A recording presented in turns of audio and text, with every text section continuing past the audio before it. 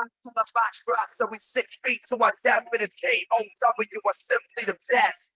With the test, every team that you train, put a feed on their soul, act our own voice game. We the best in the world, Mike Epson, crib, bench pressing it, girl off. See us on the hat and the 5-star match with the flame to the rest was the gas in the match. The king of the KO, very European, bring a fight to your door. It'll matter when you beat it. Oh,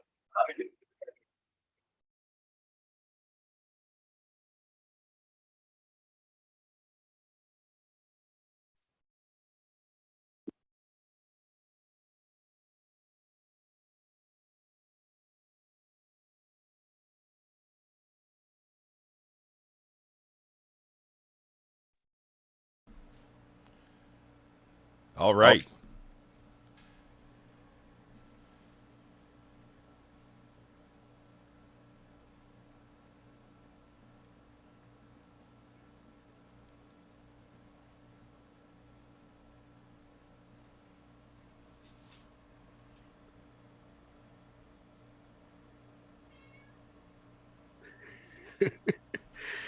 Sunday night's main event. We are on the air. Are we? Are we on the air? Do we know? Can we tell? I believe we're on the air. I think. All right. I think officially, Mouth, this is an after party. It is. It's definitely a party of some time because I have a large glass with this nice golden liquid inside of it. Oh. A Trooper Iron Maiden glass filled with beautiful Great Lakes premium lager, of course. Best beer for pay-per-views. Absolutely. Keeping us hydrated and motivated. I love it. I had a couple Great Lakes this evening. I'm switching to water for the podcast myself. But yeah, and absolutely a great show tonight, man. Some good times. I wish it was like 10 degrees cooler in Toronto. Other than that, life is good. Wrestling is good. Yeah, this was a very interesting show. Despite having 11 matches, it didn't really feel like it was too long. The show was well paced. I want to say right off the top, before we even get into the matches or anything, and as strong as some of the performances were in the ring, I think the strongest performances of the night were our commentary team. I thought Ian Riccaboni, and in particular, Caprice Coleman. I mean, I always liked him on Ring of Honor, but ever since they've been bringing him into AEW and stuff for the ROH-style matches, and tonight, he friggin' hit it out of the ballpark, man. He had backstories on everybody. They had, anytime historical elements from the Ring of Honor's past were relevant to his story, he was right on top of it. Like, and constantly, they knew, this is the first time I've seen someone so consciously, they know that, hey, a lot of new eyes are on our product tonight. And they kept on that and on that. So I was just really, I really think that Riccaboni and Caprice were the players of the night, because they just, like, we had so many matches here that didn't really have stories ahead of time and stuff. And these guys managed to put most of the stuff in perspective, keep it going. Like, I just thought that, like, they're the best team happening right now. I'm sorry, but these two were fantastic tonight. That's a bold statement, man. The best part, the best team going today is a bold statement, but you might be onto something. They had a fantastic night. Like you said, especially Caprice Coleman. I thought they did an incredible job here. And they weaved in the backstories well while still calling the matches, still giving you a sports-based presentation. So yeah, I really liked it a lot. Especially, and as well, too, Caprice and Regal. When Regal was with them, Caprice and Regal really did a great job of explaining how holds worked and why that hurts and why that's doing and how you do that. Like, there were a couple times Regal said stuff where you're just kind of like, wow, that's like, it was unbelievable. So I thought the commentary team really did a great job, especially since a lot of these matches didn't have any stories to go along with it. It looks like my partner on AEW Weekly here, my fellow old fuck, Mr. Aguinaldo, has joined us. Joe, you managed to make it through. You sounded like you were kind of sleepy like you were sleepy during the pregame show. You know what? I really, really, really, really wanted to like this pay-per-view. And at the end of the day, like, the in-ring was good, but you kind of touched on it because there wasn't a lot of story lead up to a lot of the matches. I just found myself not really getting invested.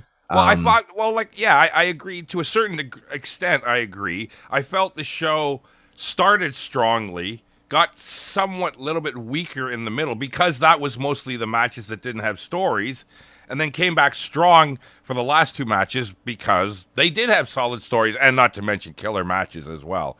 So it was an interesting show. So let's get into it here because we got a lot to cover. We'll start with the pregame show, although quickly. We had 3 matches on the pregame show. Colt Cabana against Anthony Henry. Basically, Colt wins with the moonsault off the top. I don't think we really have much to say about that. Is this Colt's new place? Are we just going to see him in Ring of Honor? Oh, absolutely. I think, and arguably it's the best place for him. I think this is like the fans loved him. I thought this was a good match. He had a good match with a young up and coming wrestler. Sure. Why not? I think this is pretty much where he's slotted right now. Okay, so next we had the Shinobi Shadow Squad, which is Eli Isom and Cheeseburger. Glad to see Cheeseburger still around.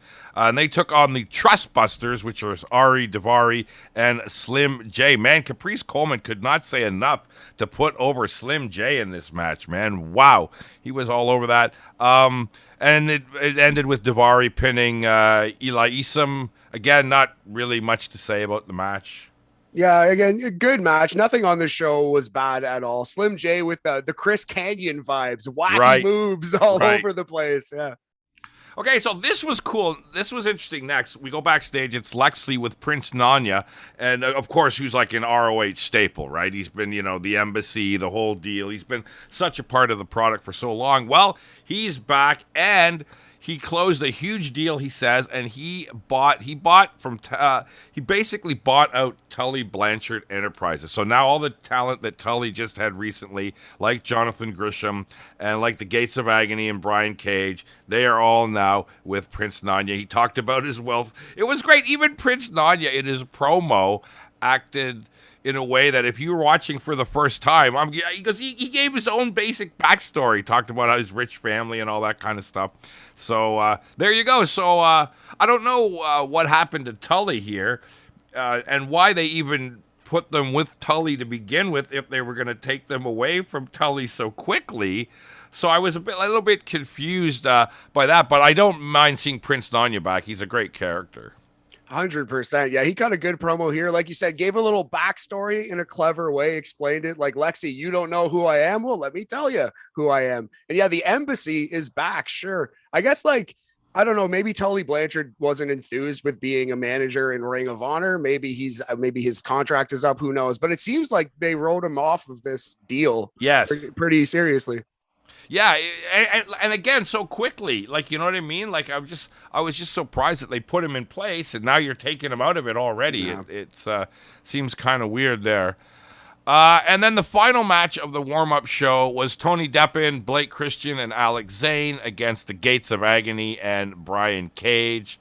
Cage certainly has not gotten any smaller in the time he's been away. Good Lord. During this match was the first chance you really got to see how actually great this looked to see a big crowd at a Ring of Honor show. Like, they did a wide crowd shot during this match, and I'm like, wow, that might be one of the, outside of maybe the Madison Square Garden show, this has got to be one of the biggest Ring of Honor crowds I've ever seen. It was like, a full regular sized arena. Yeah, absolutely. It looked great. Sometimes Ring of Honor shows don't look so good. Oh God, I've been to ones they shot here in Toronto, and then you see them on TV, and it's just horrible. Yeah, right? You're like, what? That's not the building that I was in. That's a closet. Absolutely. But yeah, it looked good, sounded good.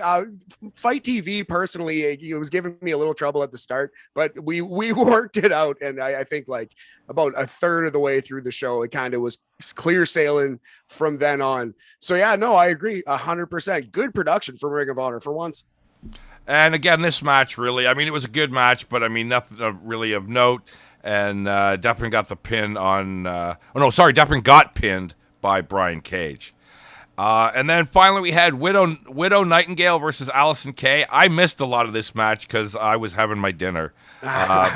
So, and I didn't even catch the finish. How did this one end, Matt? This was, I quite enjoyed this match. Probably the 6-man was the best match of the pre-show, but this was right up there. Willow Nightingale looked great. She won with like a sit-out doctor bomb.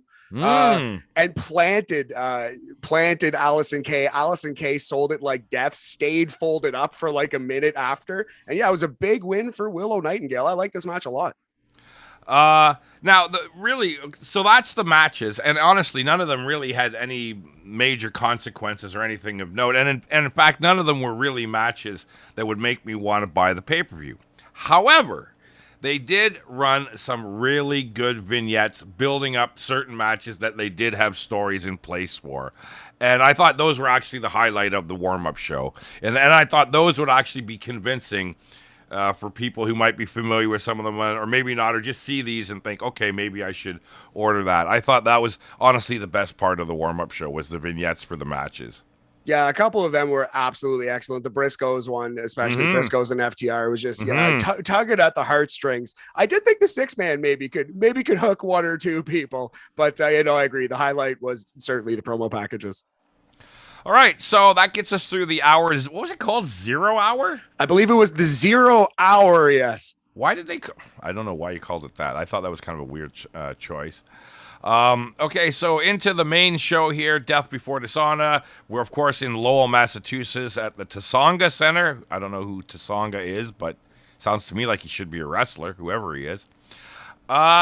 This was really crazy. They decided to start with the ROH World Title match, a match that many of us would thought would be at the end. Well, that's not true, because I'm pretty sure they mentioned even before, it might have either in the pregame show or before this, that it was confirmed that FTR and Briscoes would headline. That was, we kind of knew that going in, so we knew this match wouldn't be there.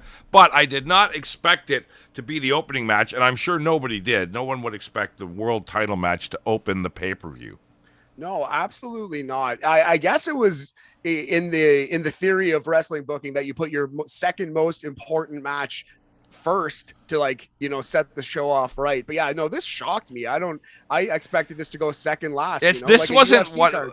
Yeah, I mean, I really didn't think this was the right opening match. Now that the show is done, I really think the Wheeler Yuta and Garcia match, I think, would have been better in this spot. Maybe even just flip those two matches, and I think things would have been better. So let's get into this. So this was interesting. I mean, it was a good match. It was a short match, though. It was only 10 minutes, which I thought was very surprising. Of course, it's Claudio Castagnoli challenging the champion, Jonathan Gresham. Regal comes out with Claudio and goes over and does commentary. Crowd's pretty excited for this. They've got the dueling chants for both guys going off the start. They're doing a lot of your classic style wrestling, strength-based stuff like that. Claudio did the swing very early, and he really gave him a swing. And Grisham did a great job of selling how disoriented he was, although he probably wasn't selling very much because Claudio swung him for a long time.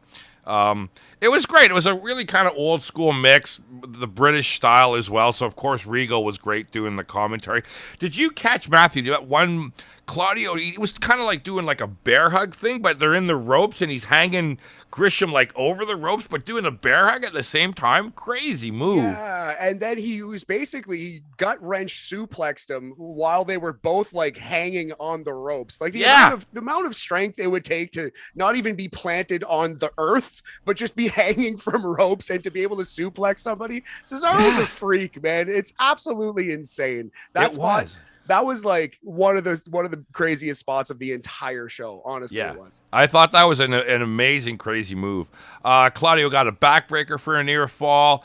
Grisham, this whole time though, he's going after Claudio's knee, and this was great. So because Grisham was having the issues with his back, Claudio's having problems with his knees, and both guys did a really good job of selling him. And they would do spots Grisham would do a spot where he'd get the advantage, but he'd land on his back, and then that would be bugging him. Or Claudio would try to pick him up for a move and wouldn't be able to do it because his knee was bugging him. So I thought it was really great back and forth stuff.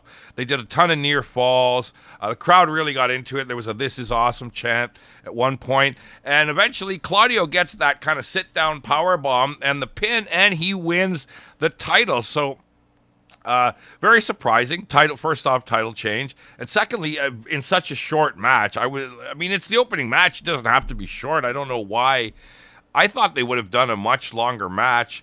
And I'm not surprised they put it on Claudio, because I think they want the belt to still be on TV. And since he's in Regal's group, he'll still be on Dynamite and that. And so you'll still see that ROH title out there. So I enjoyed the match. I love the two of them worked together really well. Were you surprised, though, Matt, by how short it was? Because to me, I thought it was really short. 100%. Yeah. Wiki has it at 11:30, and they had the 6-man tag on the pre-show at 11:35. So the world title match went shorter than something on the pre-show, apparently, which is surprising. Yeah. I thought there was a lot of meat left on this bone, and then all of a sudden it's Ricola 1, 2, 3, and that's the end of Jonathan Gresham's world title. But yeah, I thought it was a great match all the same. But you're just shocked at how brief it was, like you said. What happens to Grisham now? Oof, that's right? tough. Yeah, that's tough. exactly. This was like a decisive loss in like 10 minutes, and he's kind of left in limbo. That's tough. Did he? Yeah. Am I seeing Joe Aguinaldo says he deleted his Twitter? Oh no. Ugh. Who did? I assume Gresham. Yeah. Oh, really? Yeah. Oh, wow. Oh, that's interesting. Yeah.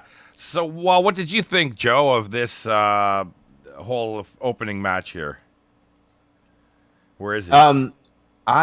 Number one, I was shocked that it was the opener. Of course. And then number two, I was shocked it was that short.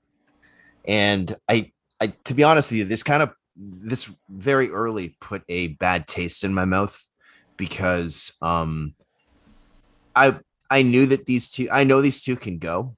And like, if this was just Jonathan Gresham versus Claudio in just a match, cool, let it be the opener.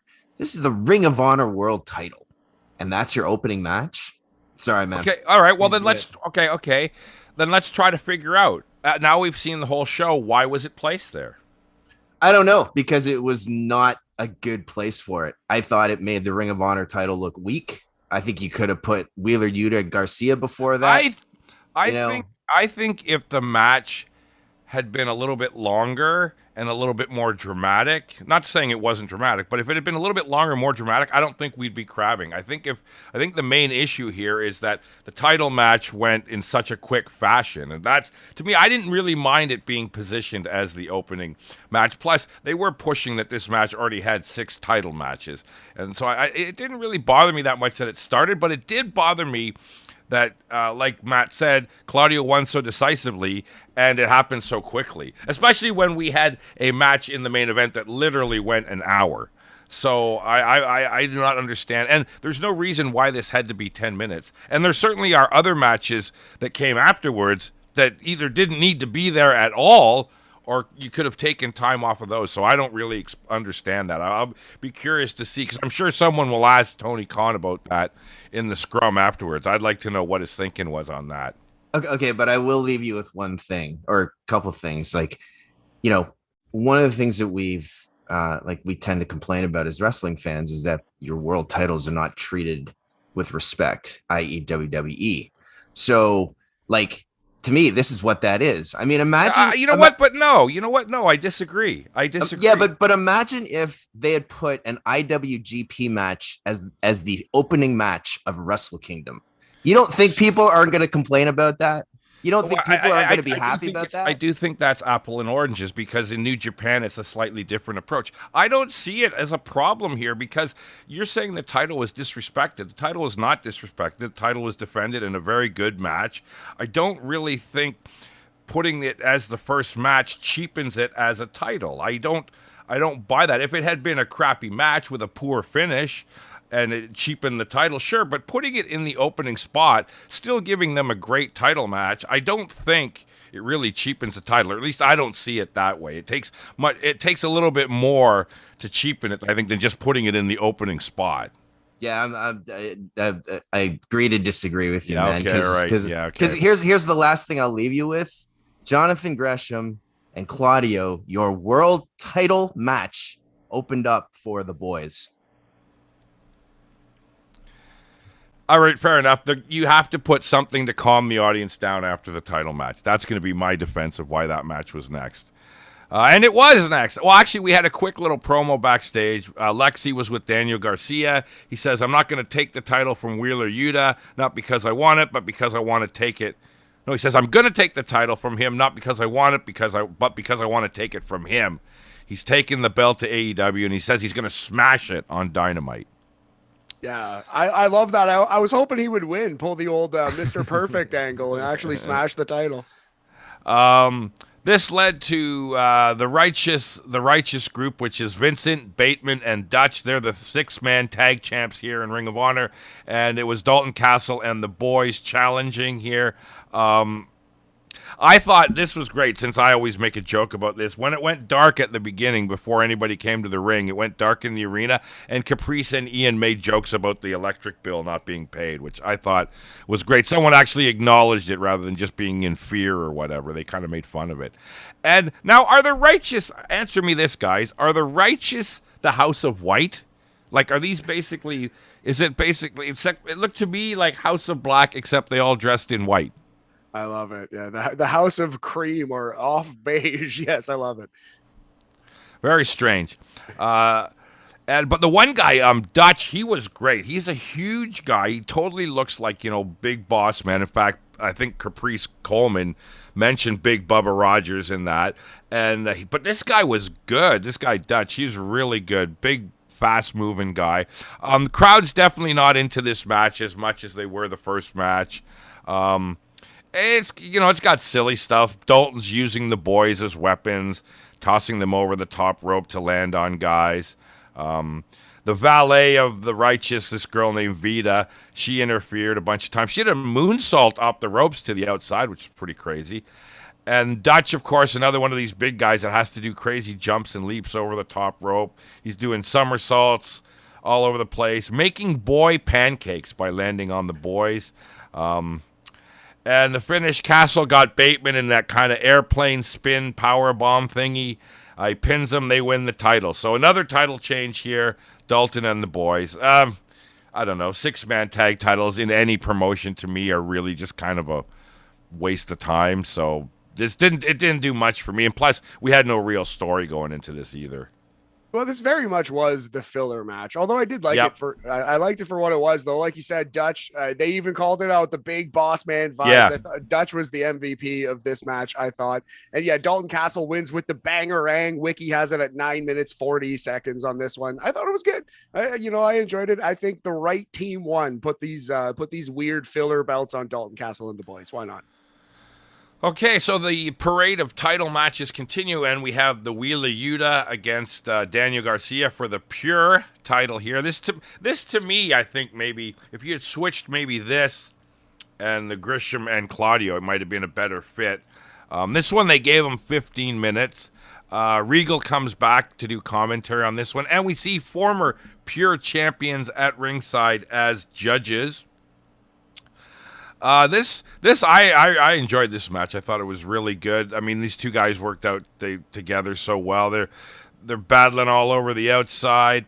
I love some of the stuff Regal said in the commentary, and this was great. He said he didn't want Garcia to be in the Blackpool Combat Club because we can't have all the good athletes, and we would have no opponents. So we're not going to take him. Because we need to fight him. I thought that was pretty funny when he did that whole spiel.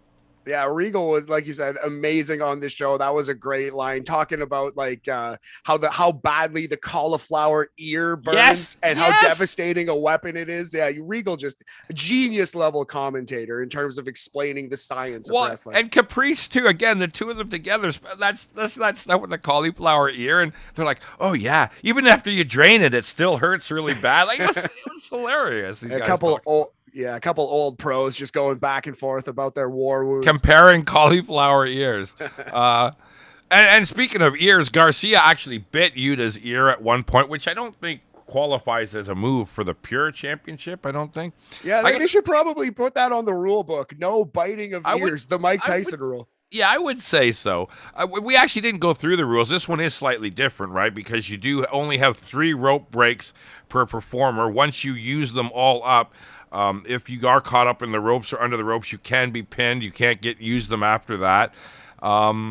So that was part of it as well. The rope breaks. Um, Another big thing with the pure matches is like the punches. The referee is supposed to be Right. way more stringent with the punches. You're not allowed to closed fist punch, but I thought Garcia was doing an awesome job, like slapping and palm striking him, striking Yuta, and then showing the referee, my fist is open, like I slapped him or like I palm struck him. So I thought that was pretty clever addition to the match as well. Yeah, there was. They eventually got to a point where one of them had to use I think Yuta had Garcia in the walls of Jericho finally, and Garcia had to use a rope break there. But I think that was the only one in the whole match, was the one rope break. 'Cause I don't think Yuta used any. I don't think Garcia did any more. And here's another great example of Regal. Garcia laid out Yuta with that nasty looking pile driver and went to pin him, and he kicked out, and Regal explained to us why he wasn't as hurt by the pile driver, because he turns his head in a different way and it doesn't hit as hard. And I'm like, I can't believe this. He's explaining all this crazy stuff, because constantly we think, oh, come on, you shouldn't be kicking out of a pile driver, right? Yeah, I love it. They have the pile driver magic in the Blackpool Combat Club. I love it. Yeah. So and Yuta gets the pin here, so he retains the title. No change here. Yuta goes to shake hands with Garcia afterwards, but he gives him the finger. And in fact, Garcia walks all the way up the ramp, giving the finger to the ROH Death Before Dishonor sign in the back there. So there you go. But it was a good match, and there was no reason to change the title, really. I didn't think. No, not yet. Let Yuta have a run here. Let him have some good matches where he comes out on top. I think that is what needs to happen. Yeah, I loved it. I thought it was great. One of my favorite matches on the show for sure. I saw in the chat there's a question which I prefer, what's the best between Heritage Cup rules from NXT UK and these pure rules matches. I do lean Heritage Cup, but they're very similar. But I don't know. Heritage Cup has the rounds, the 2 out of 3 falls. I think it's more exciting all the time. Alrighty. After this, this was the brother versus brother match. So this is Roosh against his younger brother, Dragon Lee. So that's basically the story that we have in here, of the two brothers going at it. And not because I like how they played that it wasn't because it was a rivalry. It was because they just wanted to show themselves as two of the best wrestlers to the rest of the world. So I thought that was kind of a neat approach. They shook hands and hugged to start the match. You know, lots of back and forth chain wrestling, lots of obviously lucha style stuff in this as well. I love the idea of Roosh as the older brother taunting his younger brother Dragon Lee. He kept pie facing him and stuff like that. You know, it was kind of the idea that he could outwit him because he was a little bit smarter, and Dragon Lee would try stuff, and then Roosh would always get the advantage back. So I like the way they worked that in there. They went nuts on the outside for quite a while. Roosh threw him all over the place, threw him into probably every guardrail he could. And it was great because when he was doing that, the announcers talked about how that's a regular part of Roosh's repertoire and something he does all the time. They really had that thinking cap on for the person that might not know anything about Ring of Honor. Like someone that just went, you know, fine, I'm going to watch this show. I know nothing. Like they did a great job for that person. Yeah, absolutely, man. And I thought the story of this match where Dragon Lee was like you said, the scrappy young little brother, and Roosh is just slowly becoming more and more of a dick. They're just like slowly losing his temper, right? Throwing him, and I just thought, yeah, this match was right up there with some of the best on the show too. I agree. I really enjoyed this match. They did a crazy spot where Dragon Lee had Roos on the outside. He put him on the timekeeper's table. Then he ran back in the ring, and he did this freaking crazy dive where he basically torpedoed Rush right onto the table. Really crazy looking spot there. Dragon Lee is such an incredible athlete that he clipped his feet on that. He actually hit the rope and still made it onto the table. He almost ate shit pretty bad, but he made it. He made it. They get back into the ring. They're going nuts. The forearms back and forth. They did other spots later where they're chopping the crap out of each other back and forth. They did a great spot where they each tried to do their own finisher to the other guy at the same time, and they basically just kind of take each other out, so they're just lying around. They get on the apron at one point, going crazy, doing chops. And in fact, when they're on the apron, Lee runs at him, gives him a belly to belly to the floor. That was friggin' crazy. And then Lee, after that, he tried to do the Hurricane Rana to Roosh off from the apron to the floor, but he did it, but it kind of fell apart. It didn't quite look as smooth as it could. And they did the classic spot too in this one because they talked about how you get a 20 count. So they did the classic spot where they both dive in at 19 and a half just to make the count just in time. Roosh managed to get his one big move in, the bull's horn, which is kind of the drop kick to the guy sitting in the corner. He went for the pin, but Lee managed to kick out. And then, Dragon Lee would start to get his big moves happening, but Roosh would always thwart him. And this was great. I really loved this. At one point, Roosh was playing possum, basically, and he was acting like he was hurt and messed up. And it's like, oh, can the match continue? Kind of feigning an injury. So he totally suckers Lee, kicks him in the head, gives him another bull's horn, gets the pin, and wins. So yeah, he really was the dick in this one, deceiving his own brother, playing possum with his own brother in a match just to get the win. I loved the story and I loved the match. I thought it was great. Absolutely. Sockers his brother in, and the announcers were disgusted, properly disgusted by his actions. This was an add-on tacked on to the card, and I actually was kind of I Lucha's hit and miss, right? But this was this was the dark horse match of the show. Like, obviously, I think the main event was probably the best match of the show, but this match was right up there. This was awesome. It wasn't just a collection of crazy moves. It told a clear clear story throughout, but it was also a collection of crazy ass moves. I just thought this was a banger. You know what? They should have maybe opened the show with this. Yes. Right? You know what, Matthew? That's a great idea. That would have been a totally great opening match. You're absolutely right. Yeah, flip that and the world title match, baby. Yeah. All right, so after this, we had the women's title match. So Mercedes Martinez defending the title against Serena Deeb. This one actually had the time. They went 18 minutes on this one. They did shake hands at the beginning. I love it. Mercedes, she does one of my old favorite moves that Otani used to do in New Japan all the time, where the guy is kind of slumped in the corner and he runs and gives him the drop kick right through the other side. She did that. I love that spot. This one overall, it wasn't bad, but I was conflicted because I couldn't tell if they were doing this to make it look more like a real fight. But I thought it looked a little rough in spots. Like they would go to try to do something and it seemed like they weren't always in the right spot. But I also think maybe they were just trying to make it look like a real fight. Yeah, it definitely wasn't clean, but it was in a good way, though. I do think it was like by design. I do think it was on purpose. There was one part where Serena speared Mercedes on the apron, which looked crazy. I loved it. Serena actually set her up in the classic Old Sullivan Tree of Woe, hanging upside down in the corner, gave her a drop kick. They did this great spot where I don't know if one of them was trying to put on the figure four on the other, but they were both sitting down on the mat, and they just started kicking each other. They just both started kicking each other in the head over and over again.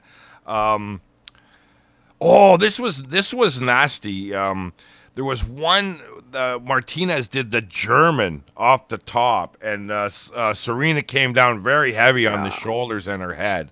That was a pretty intense German there. There were a couple rough landings for Deeb, especially in this match, for sure. Yeah, that chief among them. That was gross. Martinez went for the surfboard at one point, but Deeb stopped it by biting her. So we have a bit of biting on this pay-per-view. Shark Week. Yeah, I guess maybe is that the tie-in? Deeb came back with the wax on wax off the swinging neck breaker that she does. And Deeb got the Serenity lock, but Martinez actually managed to get out of it. And she went for the ankle lock, but then Martinez threw her into the turnbuckle, which actually looked really good, looked really nasty. And then Martinez got the OG drop, which is kind of like her version of the Razor's Edge. But Deeb kicked out of that, and then Martinez eventually got her back in the surfboard and got that sleeper finisher on her. And Deeb had to tap, and it was good. She didn't tap right away. She sold it for a bit, and then she finally tapped. So. Yeah. Banger of a match again. Like, there wasn't a bad thing on this show. Brad the Dad says this is a pretty hot take. best women's match in either AEW or Ring of Honor to date this year. That's what Ooh. Brad says. I one Hmm. off the top of my head that I can think of perhaps contends is Thunder Rosa Dr. Britt Baker cage match. That was a banger. That's the only thing that's coming to mind though. Yeah, it was good. I enjoyed it because again, it seemed like a fight. You know what I mean? Like Yes. I like Yes. that. And Martinez and Deeb are both that kind of style of workers where it's like it's a fight. You know, it's not really about being pretty and stuff like that. So I really enjoy that. In fact, didn't Caprice make some kind of crack about like this ain't no beauty contest or something like that? I think Which that thought was great. It was in the build-up video, I believe. I heard Is that it a when it couple was? times. I've heard it a couple times, so I think so. Yeah. Yeah. Yeah, I thought that was good. Actually, I think Caprice was good in all those build-up videos for sure. All right, now we get to where the middle part was kind of, it had some good moments, but now is when the show really starts to kick into gear here, and this final half is pretty amazing, I thought. Yeah, definitely. Starting with the spectacular build-up video for Samoa Joe and Jay Lethal. That match is coming up next, and they did a really good job explaining the 20-year odyssey leading us here. Yeah, well, again, they're so great with history. Like, it's funny because, for so many years with WWE in control, history is ignored or they rewrite it or they don't use it. Like, this was so great at taking so much of Ring of Honor's history and making good use of it and creating big-time stories in that. This was great. I guess it was on the pre-show that Dutt and Lethal and Singh did that promo, and they're all in the white suits. And Sanjay Dutt goes, "You know what happens? You know why people in India wear white suits? You know the only time they wear white suits? Only during a funeral. And Joe, it's gonna be your funeral." And all this, I thought, oh my god, I thought that was amazing. Thought it was great. So they're all in white. Those guys all in white suits. And actually, Dutt and Singh come out with Lethal for the match, but he tells them no. He actually tells no, go, stay in the back, and he sent them to the back. So that was pretty cool. This was insane, like right out of the gates. Like they basically just ran at each other up the alley. And in fact, they must have went, like a good 10 minutes or so before the match actually started, just brawling all over the place. This was crazy. And Joe, I mean, we haven't seen Joe for a while. He had his hair cut extremely short, pretty well almost shaved. And he just looked possessed. At the beginning of this match, he just looked possessed. And at this point, this is where the crowd starts to wake up. Even though you and I might have enjoyed those matches, they were pretty well sitting on their hands for a lot of them for the mid part of the show. But boy, they came back after this one, man. So yeah, they're outside the ring going at it. I have written down here, has this match even started? But then I think right after I wrote that down, Caprice Coleman said, no, the match hasn't started. So Joe was going to put Lethal through a table, but then Singh comes out to help. And Caprice Coleman's right on the explanation. Like, well, the match hasn't started yet. That's okay. It's not the match yet. He can interfere. And they put Joe's arm in the chair, and they ran it into the post. And then he threw Joe into the ring, but the ref wouldn't ring the bell because Joe was hurting, and then finally he sends Singh to the back, and after he sends Singh to the back, then they ring the bell. So, of course, because Joe's hurting from that beat down outside, Lethal beats on him for quite a while, but, of course, Joe eventually comes back, and Joe's still doing his crazy dives. He has not put those to bed yet. Was going nuts on that one. Lethal got the lethal combination for a near fall at one point. Joe went for the muscle buster at one point, but Jay turned it into the lethal injection. But then Joe kicked out of that. This match was filled with a lot of spots where you thought it was going to end and somebody would kick out. Dutt runs down eventually for the distraction, and so that allows Lethal to grab the title belt, and he corks Joe with the belt, but Joe kicks out, and then Joe gets the coquina clutch on, and Jay was forced to tap, and Joe retains. I mean, I've condensed it here, but this match was fantastic. Crowd really helped on this one, too. They were so into it, and both guys worked like frickin' maniacs in this. Like, they were both so intense the entire distance of the match. 100%. It's like you said, they went 9-10 minutes before the match started, and then they went in there and just went balls to the wall the entire time that they were wrestling their actual match. So, yeah, yet another fabulous wrestling match here. Some awesome near falls, some false finishes, as they say. Crowd ate it up. Yeah, man.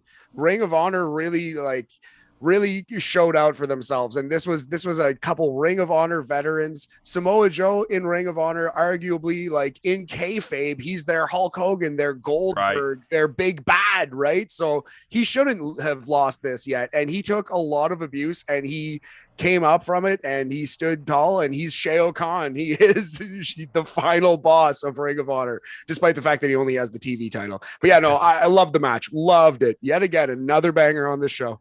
And again, this one did have the advantage of having great story going into it. We had Joe missing for weeks. We just had Lethal and Dutt out there mouthing off every week.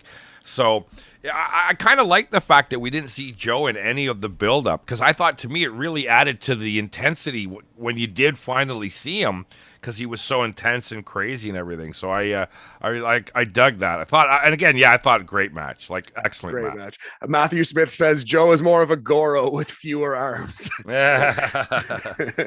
Can see it. I can see the family resemblance there. Okay, so this leads to the main event of the show.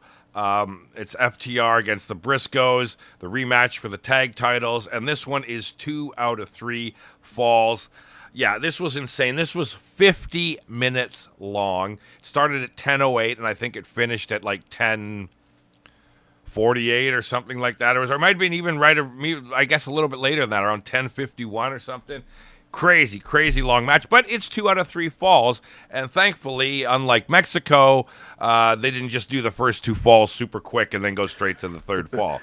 They actually worked this one out big time, and they also were great in this of really making you bite. Like, there were so many times where you're biting on, okay, that's the fall, it still wouldn't happen, or that's the fall, it still wouldn't happen. Like, it was so good that way. Very, very great at keeping you on top of things and interested. They isolated Cash out of the beginning. They work him over. The Briscoes get the first fall with the Doomsday device on Dax. They get him. They pin him. So Briscoes get that early win. I love it when they do the Doomsday device. Yeah. Love that it was respected. What led to a 1-2-3. The Doomsday device secretly is right up there with the Canadian Destroyer, and that everyone kicks out of it all the time now, and it sucks. It should be a finish. So I like that this beat a man. This was insane because they were chopping each other so crazy. Dax's chest was actually busted open from chops. He did not blade. It was busted open, and it looked sufficient. Like, they looked like a fairly big friggin' cut too. Like, it was crazy. I don't know if I've ever seen that. I haven't watched the full Kenta Kobashi back catalog. There might be some matches. Well, no, but you know what? No. You know what, Matt? No. Most of the times in those classics with Misawa, Kobashi, and Kawada, red chest. But I don't remember anyone ever bleeding and stuff like that. Their chest would be like completely, beat red. But I don't remember anyone actually ever getting busted open that much. I don't think I've ever seen it ever. So, yeah, I mean, there was just so much stuff in this match. I mean, my notes here are insane. Dax did, like, the super back suplex off the top on Jay, but instead of trying to pin him, he tried to tag in Cash, but then, of course, Jay pulls him off the ramp. That allows the Briscoes to get the redneck boogie on Dax, but he kicked out of that. Dax, of course, finally gets the hot tag. Cash comes in, he goes wild. He gets a brainbuster on one of them for a near fall. Dax gets back in there. He did the gory special to Jay, but he kicked out. Now they're off brawling in the crowd because it's Briscoes. There's got to be at least some brawling in the crowd. That's a big thing here, too. The Briscoes, like, usually with the Briscoes, you work a Briscoe-style match. This time, Briscoes worked an FTR-style match. This was not your classic Briscoes with tons of plunder and garbage and stuff like that. This was like you got to see the Briscoes as wrestlers rather than like just, corking each other over the head with shit all the time. That's funny. The Briscoes have been in some of the wildest matches that I've ever seen. Briscoes versus Kevin Steen and El Generico.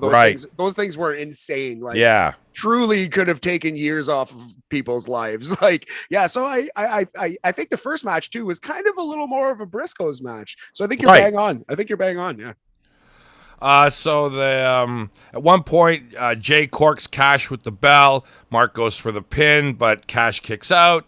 And then FTR finally get the big rig on Jay for the pin, and they win the second fall. And there were so many teases in that second fall where it looked like the Briscoes were going to win 2 falls.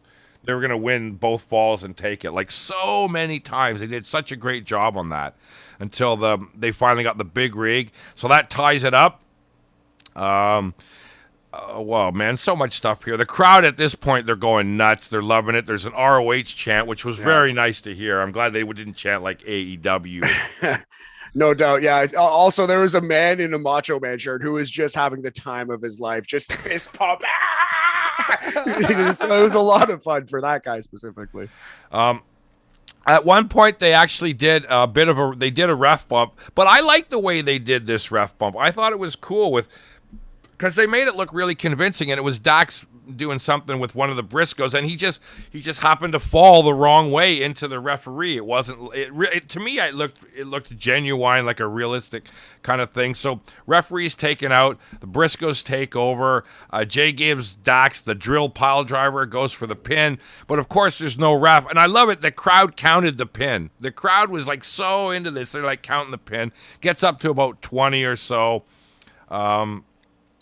They get the big rig on Jay again, and Cash goes for the ref. He's trying to revive the ref and get him over there, but it took so long for him to get the ref there that by the time they got there, Jay managed to kick out.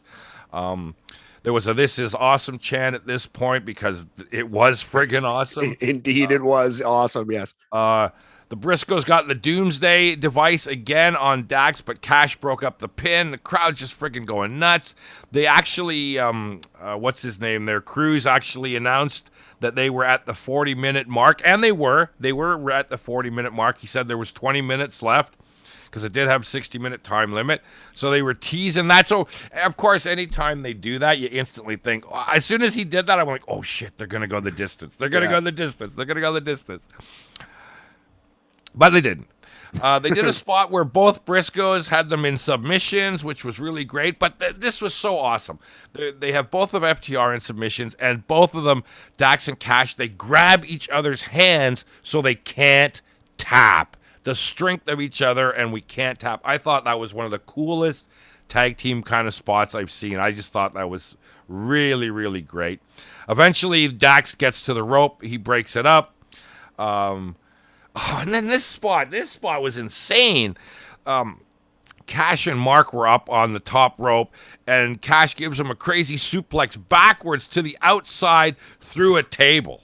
And it was a friggin' nasty bump through the table. Yeah, it reminded me of Dragon Lee's bump through the table in that match. Like, Mark Briscoe, it looked like he hit head first through the table, like head made contact with table. Head first, then cement. Like, it was a tough landing. The good thing about it is that was it for them. They were done. That took them out of the match, which I'm like, good. That's it. Nobody popping up after a crazy spot like that. That was it. They both just lied there until it finished. So Jay got the Jay Driller, Jay got the Jay Driller on Dax. He kicked out. Crowd's chanting huge for FTR, and then Dax did the pile driver off the top. He did a pile driver off the top on Jay and pinned him. Yeah, you better pin him after that. See, that was the other thing I loved is that, yes, you should be pinning a guy after that. And, 51 minutes. I just thought it was fantastic. It was everything I expected, except that I really did think it would be more Briscoe style, and I love that it was more FTR style than Briscoe style. And it was great to see the Briscoes show that they can do that style. It's like when I was a kid and you'd see Bruiser Brody, and if he fought Abdullah, crazy brawl. But if he fought Ric Flair, good technical wrestling match. And that's kind of what we got here with the Briscoes. Absolutely. Yeah. What a classic tag team match. Absolutely brilliant. I will say that the first match, when that match ended, I thought that might have been the best tag team match I've ever seen. And I didn't think that for this match, but that's not a complaint. Like, this was absolutely a banger. Like one of the matches of the year for sure. Has to Oh, be. I think so. And I think again, I think I would take it over the other one just because Oh. we rarely see the Briscoes in this kind of match, and I really enjoyed that. I loved the break from like, okay, we don't have to have 20 minutes of crazy plunder or 20 minutes fighting in the crowd. I liked seeing wrestling Briscoes. I thought it was great. That's a fair point. That's a really good call, Mouth, for sure. Okay, so to finish off the show here, Cash gets the microphone. He tells the Briscoes, "Come on, you guys, get in the ring." He goes, "Let the people show their appreciation for you." They all shook hands, and Dax was in heaven. Dax was in heaven here. He's hugging people in the crowd. He's hugging his wife, and he gets in the ring and he says, "Motherfucker, I love pro wrestling." And I cracked up. I cracked up when I said that, and at the same time, they're going, "Wow, it's genuine." It's genuine. He goes, I always talk about how much I love my family. He goes, but I want to tell you how much I love you. And he points at the crowd and he goes, "Pro wrestling, you saved my life." He goes, "You can call me a mark." He goes, "But I love this shit." And so he was just so incredibly happy. So they're in there, they've got the belts. And then just as the final image for the show, the Blackpool Combat Club come out, or the members that were there. So we have Rigo, Claudio, and Wheeler Yuta, of course, and they're kind of just like holding up their titles, but nothing happened. And they stayed up on the ramp. FTR stayed in the ring, and it was just kind of a long distance stare down, I guess. And that was it. That was how the show ended. A show like this with those two final matches, and there might have been issues, and maybe you shouldn't have put the tag match at the first, but I mean, those two matches, Roosh and Dragon Lee, and Yuta and Garcia. This was a very good show. Might have not had the best build, but neither did Forbidden Door.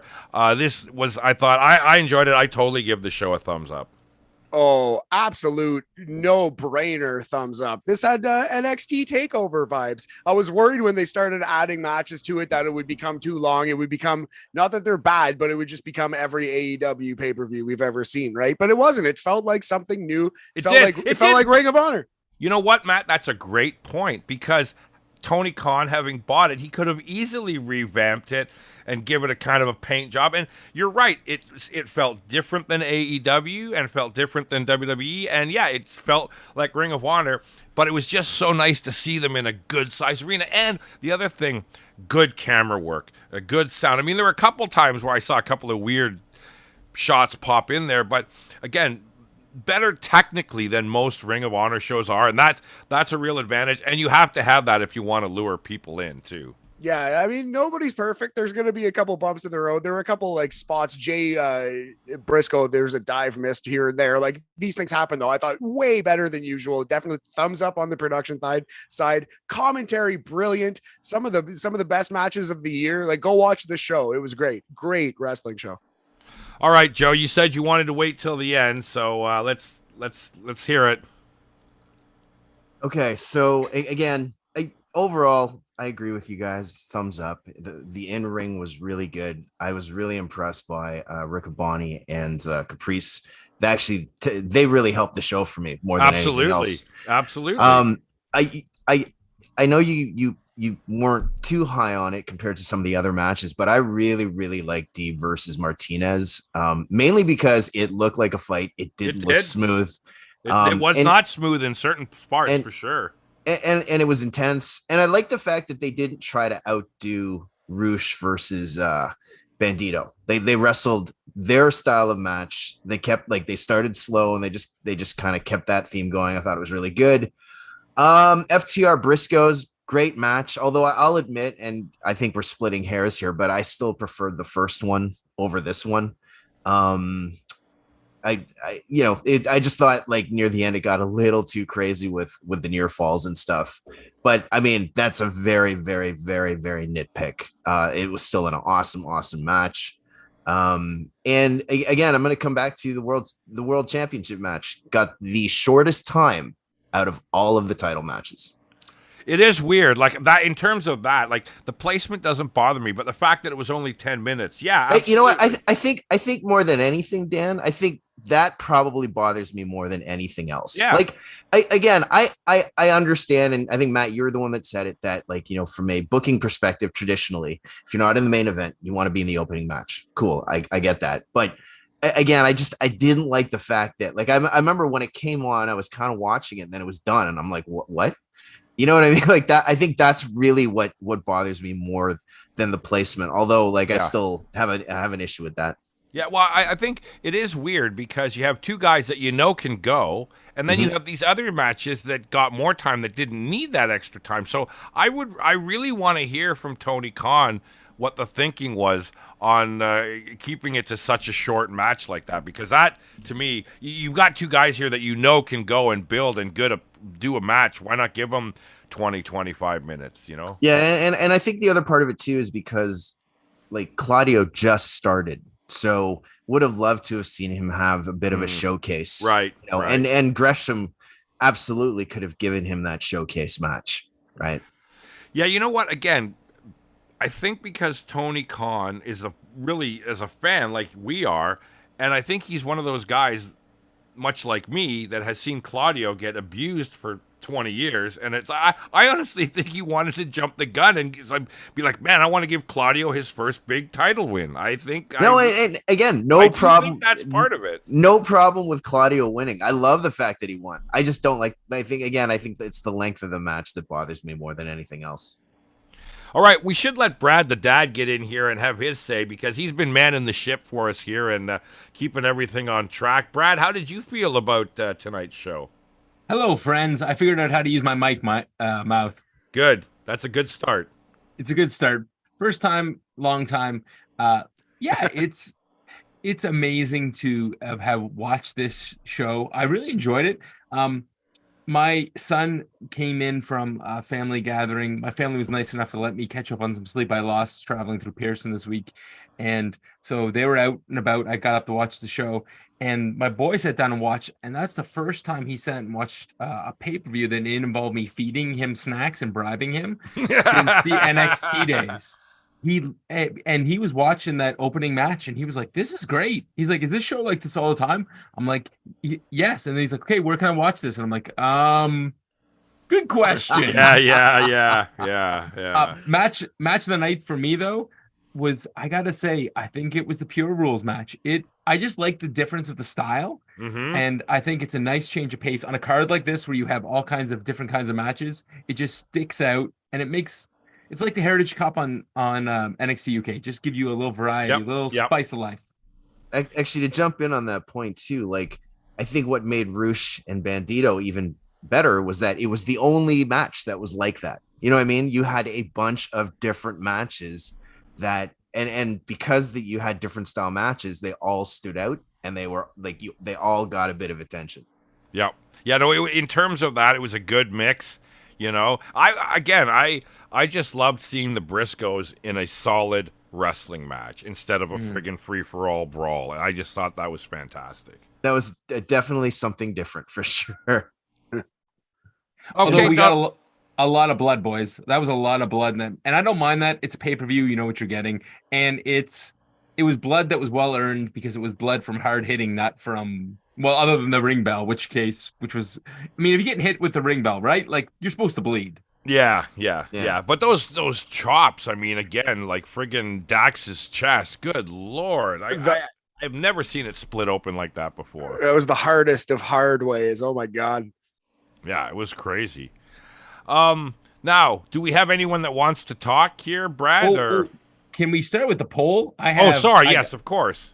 All right, I'm going to launch the poll now. I'm not sure if we get the vote or not, but it looks like we don't get the vote. So it's our our friends who are watching along in the Zoom room. You guys get the vote on the match of the night. Your options are Claudio versus Jonathan Gresham, Dalton Castle and the Boys versus the Righteous, Wheeler Yuta versus Daniel Garcia, Roosh versus Dragon Lee, Mercedes Martinez versus Serena Deeb, Smo Joe versus Jay Lethal, Cash Wheeler and Cash FTR versus the Briscoes. Something on the pre-show, or something from AEW TV this week, or something from Raw, in which case we won't have to go back and watch it. Yeah. Someone's gonna vote for that just to make me watch some shit over again. Don't make me watch Stephanie's pathetic promo at the beginning of SmackDown there. That was brutal. And then the other question I put in there, just for fun, was this show worth the $40 Canadian that we spent? Yes, no, maybe so. I thought so. $40, that's pretty cheap compared to most pay-per-views. I totally thought it was worth it.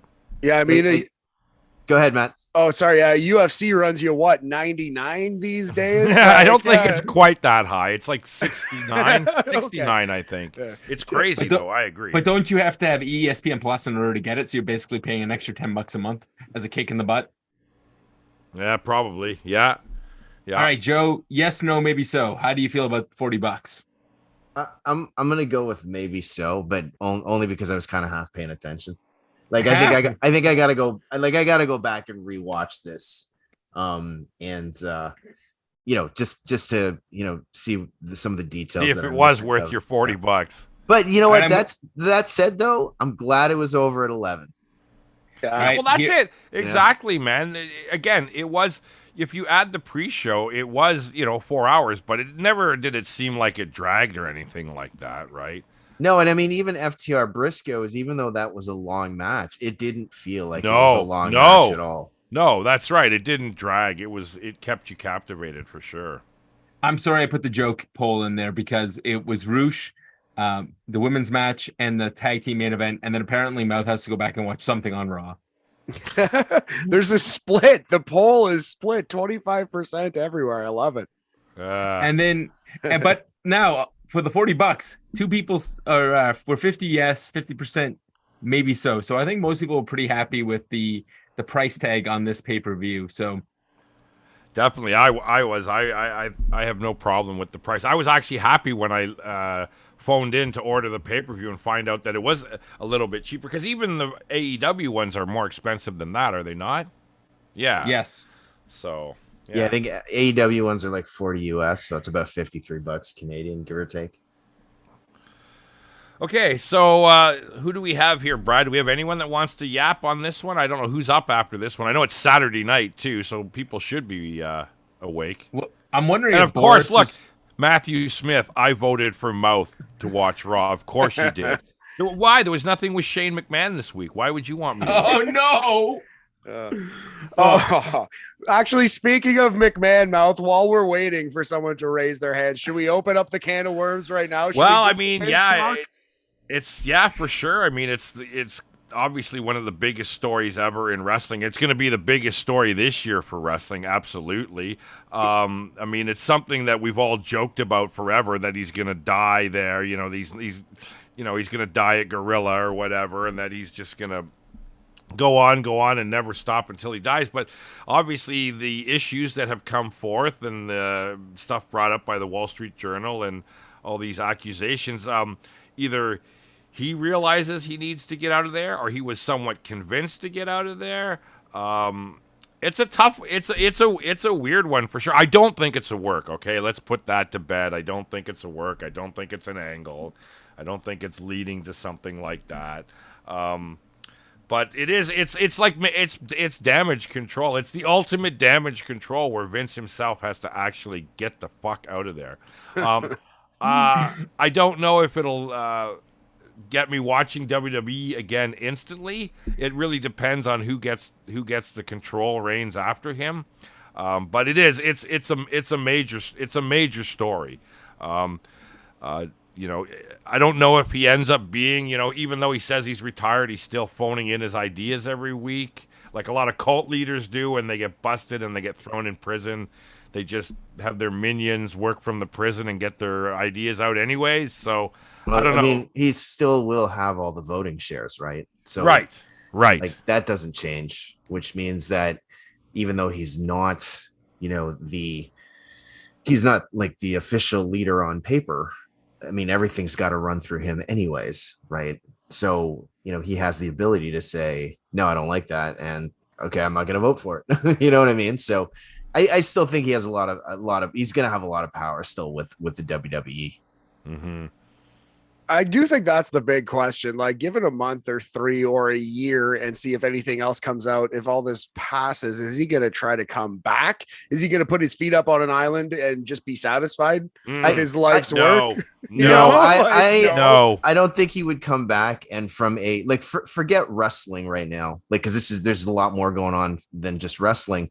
Most corporations cannot go through multiple CEO changes in months. Like that would kill shareholder and like sponsor confidence. So if he's retired, and now again, it's Vince McMahon. Okay, so I get that. But just looking at it from a business perspective, I would be very shocked if Vince comes back.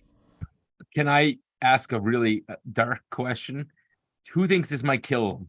Because I had that thought today. I was worried that this might cause Vince, like he's been doing this for a long time, and I've seen this in my line of work where sometimes people go and do things over and over and over again, and the actual routine helps keep them young, helps keep them very strong. And now that Vince is kind of getting out of the routine of being backstage at wrestling shows and running this stuff, man, like could this be the end of It could.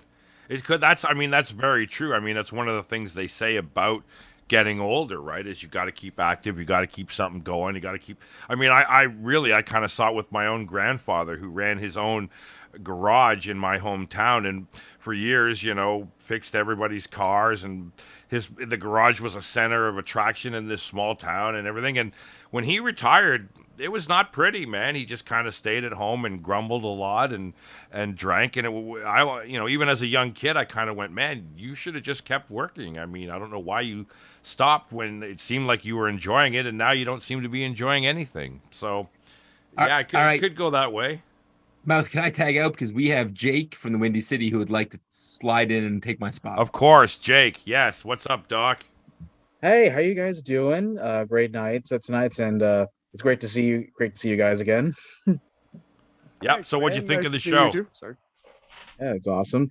Oh well, first of all, let me just say I paid the full $39.99 for the show, and it was definitely worth it. Definitely worth it. I had a lot of fun, and yeah, this brought me back to those peak takeover eras, and it was an amazing. It turned out great. I kind of agree in terms of like yeah, I was a little shocked that the world title was in the opening spot, and was bit more shocked that it took a lot less time than most of the other titles with the other titles.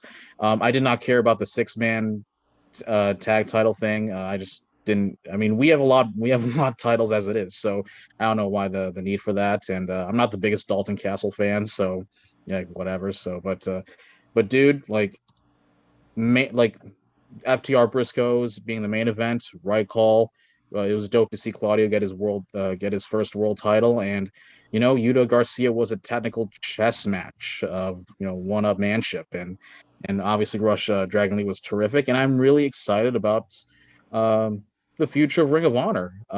Even like we still don't know what's going to be next, what the next pay-per-view will be, if there's going to be even more of a distribution platform.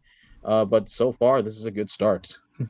Yeah, this is tough, right? Because the show's so good, but they don't have any way to build stories, really, right? I mean, they can Exactly. take a little bit of time on AEW and stuff like that, but really, those shows are packed enough as it is, and even then, guys don't get on there that should be. So, Tony Khan really needs to figure out what he's doing in terms of the television, or getting a deal somewhere, because it really needs that weekly TV, even if it was still just an hour.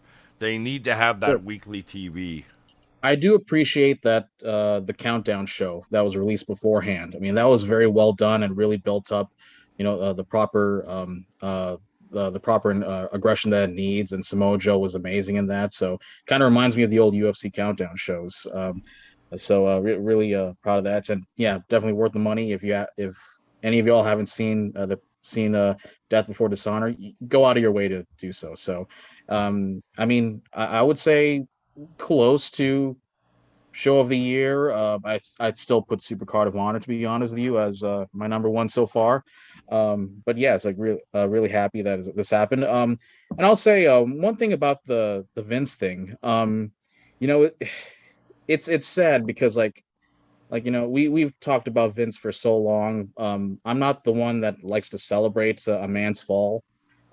It's kind of unfortunate, but as long as we criticized him, it's interesting because I think it's a good time that he does step down when there's plenty of time left on the TV deals with WWE, with along with with Fox and NBC Universal. This gives them a this is going to be a big test for the WWE to see if they can still draw ratings and be successful without Vince. If this happened during the renegotiation period, it could have been very bad. So I guess before I go, I think my one question here is, do you think the chances of the company being sold within the next few years, Hmm. does this increase the probability of that?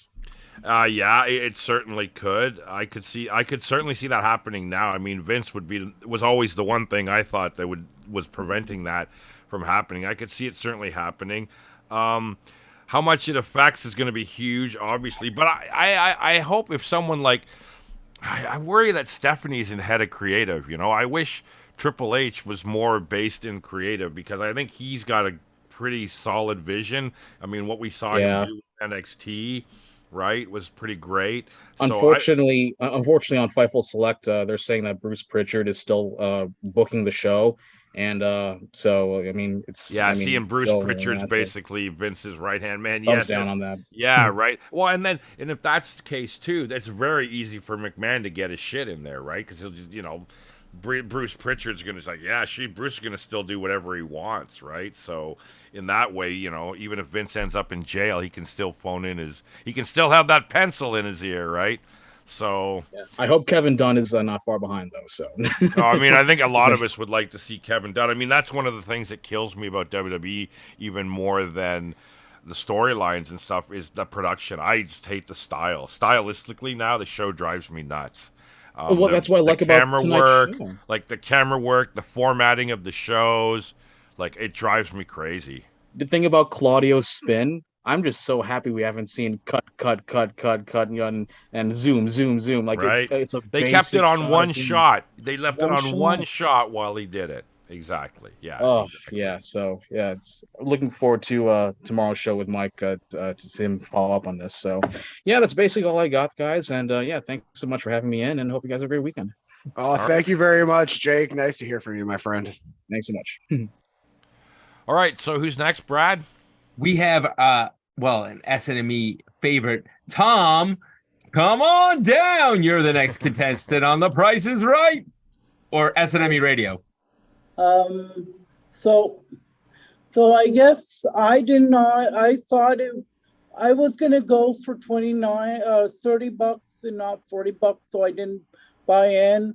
I'm glad Joe did perform and did perform for a long time because I was scared when he didn't show up at the end of Rampage to save Daniels that it may just be a squash match because he might have been not as healthy as he wanted to be, kind of thing. Yeah, definitely. It's a good call. I thought you meant Joe Aguinaldo for a second there. But Joe of Samoa. Yes. Yeah, definitely. But he looked great. Yeah. He's aging, right? But the match was fine. The match was excellent. He was still doing all those crazy dives and stuff, right? Like, so I thought he looked very good, And I'm very glad that you guys got to see a great performance tonight because obviously the last couple of days have not been good for wrestling fans. And every time you see a McMahon or a McMahon henchman come out and try to sugarcoat everything for the fans, it's sad and it makes you really want to turn it off. Well, certainly the Stephanie thing to me, the whole thing just reeked of desperation. The way she came out like that, and that was incredibly cringe. That whole thank you Vince thing. It's Like, go ahead, Matt. I It's cou- I just just classic WWE. That it was Yeah. happening. They were chanting "Thank you, Vince," and she stopped them so she could tell them to chant "Thank you, Yeah. Vince." Like that alone was like, oh, we might not be out of the woods yet. You know yeah, what I mean? Like exactly. Yeah. that alone And- was so WWE. Just let the moment happen. Why do you have to stop the moment to then force it yourself? Yeah, I And think, and Titus I think, O'Neil was even worse. and that's the thing. Like, I think, look, I get it. Like, Vince has done a lot for sports entertainment, pro wrestling, for a lot of the performers. Not going to knock that, but that was just, it did not come across well. No, it You was know, when it was, they did that kind of stuff, and it's She like, seemed- guys, back up and She's- like, go ahead. Yeah, I agree. No, it was. Yeah. She seemed completely nervous. It was an act of desperation, and then, like you say, they wanted to chant. She stopped them, and then when she wanted them to chant, they didn't want to chant, and it was incredibly weak. Yeah. And at the end, and it just kind of died off, and they went into the show, and I'm like, so if you why. Like, I thought for sure that we were going to see a video montage of Vince's greatest hits on SmackDown. Like, I couldn't believe that we didn't see some sort of montage. In fact, but maybe the issue is that half the shit he did as Mr. McMahon would not look good at a time when he's up against the wall. You know, you're not going to show any clips of him with Trish Stratus. Oh my god! At this point, Oh. right? Because Yeah. it's just Or gonna, the it's just gonna genetic say, jackhammer yeah, stuff. You know what I exactly. mean? All that kind of stuff is not. So then after I thought of that, I went, okay, then yeah, I guess I'm not surprised they didn't do a Versus- video package. But if that's all they do, I'd be shocked if that's all they do. I can't believe they wouldn't at some point, maybe even on Raw this week. You know, oh, it was announced that Mr. McMahon is finally going to retire, and blah. Here's a great look back at, like, they've got to do something. I can't believe that Stephanie coming out and saying that, and that's the end of it. We're never going to hear about it again. Classic WWE desire, my sacrifice by Creed. Oh, Vince Jesus. McMahon, where you know with me, and it's him versus Stephanie McMahon. I quit. I love it. I can Yeah, see it now, mouth. Again, I would hope though, like, because again, that's all the work. Like, we are also talking about, you know, some pretty serious allegations. So I would hope that the WWE think tank, like, are a bit more intelligent about it. You know, before they do something like that. You know what I mean? Thank you for saying that, Joe. We're having fun here. It's the Yeah. after party after all. But let's not lose sight of the fact that this man lost his job because of serious allegations. Yeah. And that's not to be laughed at. That's a good point, man. Now, I don't even know if they put him in or if he's put himself in the Hall of Fame yet, but that would be something that he would do. That was something they would do when they do that. And I think that would be down the line, because I'm thinking they would actually smarten up after a while. I and think, give it yeah, time to breathe. they might, after the air clears, maybe, you know, a few years down the road or whatever, put him in there. Maybe not next year, but he's Just like going in. Hogan. Yeah, oh yeah, exactly. He's going in eventually for sure. Yeah. Yeah. All right, anything else, Tom? Thank you guys. I will see whoever is here next week, and I think people will not be as happy as they are today. And, with the program. and there you go. Accurate prediction from Tom. Thank you very much. Yes, thank you Thanks, very Tom. much. Nice to see you, my friend. Yeah, I think you're bang on with that one. SummerSlam, it might not be as critically acclaimed as this show was right here. Oh, right. That's next week, right? Yes, Sure, yes, sure it is. buddy. Yes, sure it is. And the day after that, Ric Flair's final match. God willing. Oh, God. God willing. his See, now final that one, I will not watch that. As much as, you know, I love Flair, I will not watch that show. I am not putting any money in Conrad Thompson's pocket. I'm so, even though there's other great matches on the show as well, there's no way I'm putling any money into that. I don't want to see it. Wait, could we make this a challenge? Maybe there is a way we could have you see this mouth. And what's that, Brad? Okay, so we are just about at 350 people on our YouTube channel. I think if in the next week before this we get over 400 subscribers on YouTube, I think that's a sacrifice you can make for 50 subscribers. What do you think, Matt? I don't know, man. I don't know. It's What if we get the 500 subscribers? That's 150 new subscribers. Why are you so keen to have me watch this? I'm trying to get subscribers, Mouth. I'm just, I see. I'm shamelessly Okay. plugging. Okay, if you well, could- it's gonna have to be like 2,000 or 3,000 before I consider it. I think. Yeah, I'll go back and watch it. I got to be honest, as provided Ric Flair doesn't literally die in the middle of the fucking ring now. Like I'll probably go. It's back crazy. and Like, watch I mean, look at how much blood. Look at how bad like in that angle they did with Lethal and Jarrett beating him up. Jesus Christ, he bled like a stuck pig. Oh, this man's gonna bleed in this match. Uh. Oh, don't get it twisted. Oh no, absolutely. I know he is, but it's just not good, man. The issues he's had and stuff, and I don't know. I mean, he's gung ho to do it. No one's gonna tell him he's not gonna be able to do it. He's gung ho to do it. So, Hey, Matthew, you want to sing Leave the Memories Alone? Because I think that's what keeps playing in my head right now. Yeah. Every time I hear Ric Flair, I just think of that great ending, like literally one of the best endings in wrestling. And he gets the beautiful send off on Monday, and then he's literally wrestling 3 months later. Yeah. And now this is what, 10 years later? yeah, it's Matt? not at least exactly that way. Exactly, it's got to be at least 10 years ago, right? So, I agree with you. It's just like should have just left it where it was. But see, the thing is, WWE wanted him to retire then. He didn't want to retire then, right? No. Yeah. No. And like anything, if the person doesn't want to do it, they're not going to do it. So, You know what is crazy though, and I don't know who had this in the office pool, but Ric Flair lasted slightly longer than Vince McMahon. Vince McMahon officially retired before Ric Flair did. Think about that. I guess, yeah. You know what? Yeah, I That's guess a good so. After point, all man. this, the consortium was me. Woo! And he outlasted him. Did it. Thanks to Matthew Smith, 2008 was the Shawn Michaels versus Ric Flair match. So yeah, look at that. Even more than 10 years ago, right? That's crazy. 14 years ago. Yeah. Actually, and how's this for irony? Actually, I think it was Jake that posted this on the Facebook page, but it's like Vince retired and like there's a Jimmy Crockett promotion show coming Yes, up. yes. I saw that post too. I thought that was great. So he goes, and the person said they finally won the war or something like that. The Crockett's finally won the war. And Jeff Jarrett is in WWE and Vince McMahon is not. Like I can't even comprehend that one. Yeah, I need to sleep on that. Need some Steiner math. I don't even know. Yeah, it's true. It's true. All right, Right, Mouth, I think it's time to go home. We have no more calls on the line, brother. Yeah, I think it's time to put it to bed. But thanks everybody for joining us.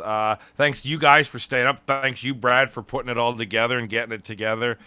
Thanks you, Joe, for staying awake.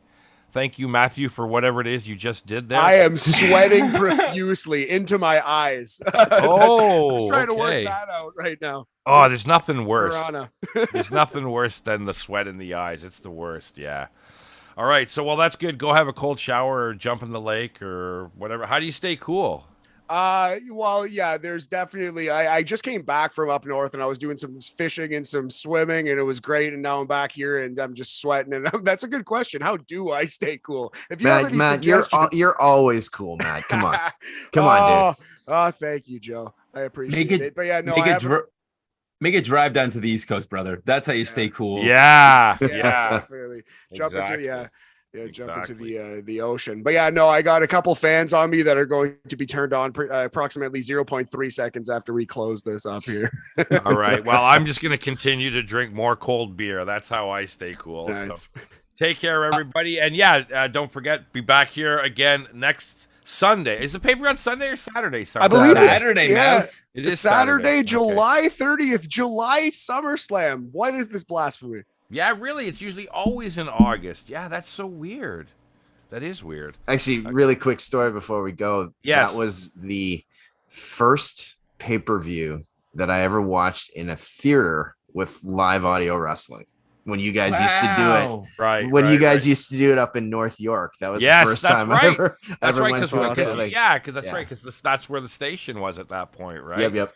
Yeah, and you were already working up I was there. I was working up there. Yeah. Yeah. There you go. The memories. And next in sequence, you will hear from I see. Look, I caught myself. Mike McGuire will be there, and he will be back on the radio tomorrow. Plus, if you're a patron, you get to early and ad free. You'll get to hear him. Yes. I'm sure. Yes. Like, let's be honest. Who here really, really, really wants to hear what Uncle Dave has to say about all of this Vince McMahon Oh, stuff? absolutely. Oh, of course, absolutely. yeah. Yep. You want to get the latest and the greatest. Dave will have it all. That's for sure. Yeah. And Mike's got some big guests coming up. Your Yep. boy Conrad might be making Yep. an appearance He is. here Yeah, on I Sunday think- night's main event, Yeah, I think believe. he's gonna be. I think he's gonna use some of that on this week's show. Yeah, he just did Yeah. the big interview with Conrad. Yeah. So yeah, we're doing some good work. I'm proud to be part of the team with the legend Dan the Mouth Lavransky, Oh, the God. legend Joe Aguinaldo. Thank y'all so much for having me. My sweaty opinions, much appreciated. Okay. Thank you, Matt. Thank you, Matt. Not quite a living legend yet, but on his way to getting there. Hey, How's that? How's that? My heart, I love it. All right, guys. And thank you for everybody in the Zoom room. And we'll see you guys, well, next week, if not before. Goodbye, friends. Goodbye.